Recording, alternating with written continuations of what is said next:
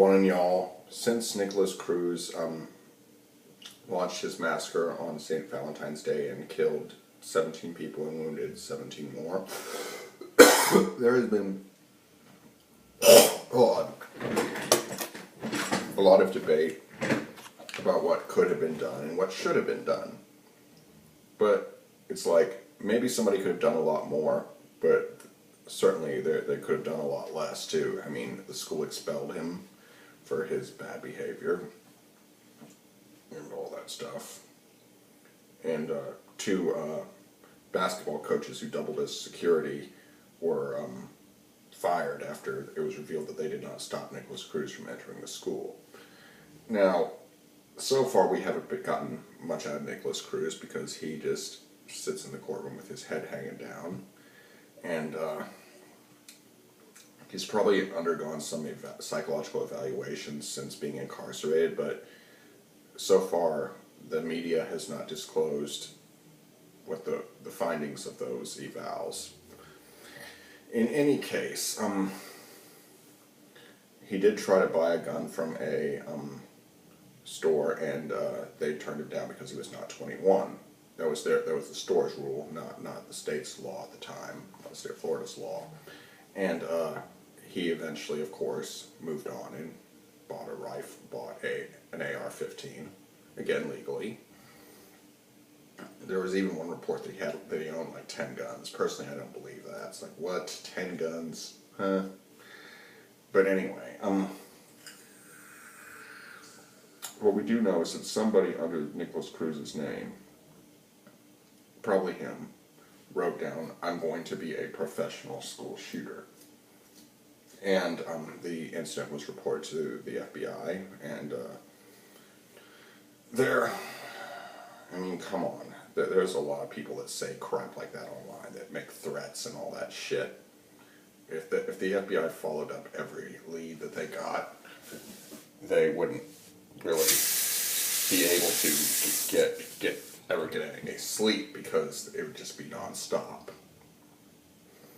In any case, the police were called on Nikolas Cruz multiple times throughout his life, and that's the thing. It's like a lot of these shooters, they can have a lot of run-ins with the law, like James Huberty did, like Nikolas Cruz did.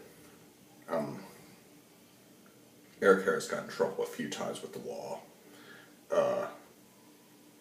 But others, like Stephen Paddock and Adam Lanza, sometimes they have no interaction with the police at all, or very rarely. They can be really, model citizens right up until they start shooting people. And in any case, there were 4 deputies outside, other than this. There were 4 deputies, including the school resource officer, Scott Peterson. And now, we do know that Scott Peterson was basically given the choice of get out or be thrown out of the sheriff's office, the sheriff's department. He chose the former, and he retired. Which whether or not you think he was a coward is moot. I think retiring was probably the smartest thing he could do. We still don't know what happened to those 3 other deputies.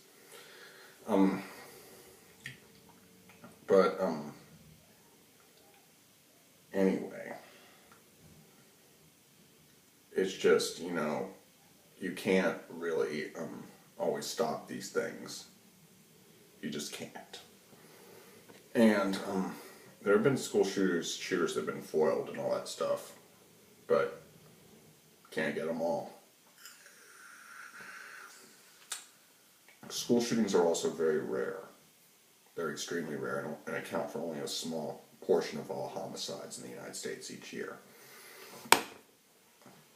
Anyway, we have to live in reality, and the reality is that you can't always stop these guys. I mean, the FBI has terrorism to focus on, and could you classify these guys as terrorists? I guess you could if they consider themselves as the cause.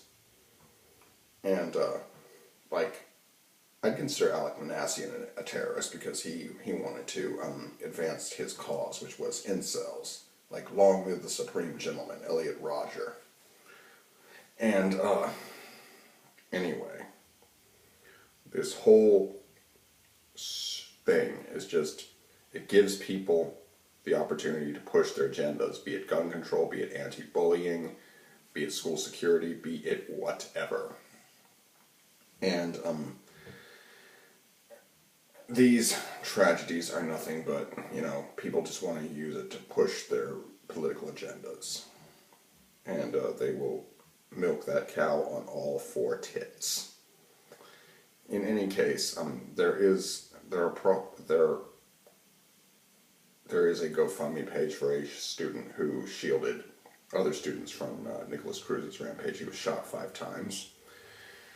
And so far they've managed to raise $800,000 of the $1 million goal. So yay. I hope he recovers. But anyway, there is just a lot of shit to be done and a lot of work to be done. And studying Nikolas Cruz and all that stuff, I still eagerly await the psychological findings, because he's been diagnosed with so many things: ADHD, autism, depression. God, he was indeed a cutter. He cut himself, and like Eric Harris from Columbine, he had military aspirations. He wanted to be a U.S. Army infantryman, and Eric Harris wanted to be in the Marine Corps. Granted, with their diagnoses, they simply would not pass through the gates at MEPS, let alone to boot camp, make it to boot camp, or basic, whatever you want to call it, recruit training. So, in this final assessment, I hope you enjoyed this video. Like, comment, share, and subscribe. There will be more of Nikolas Cruz to come. So subscribe and stay tuned. Peace out.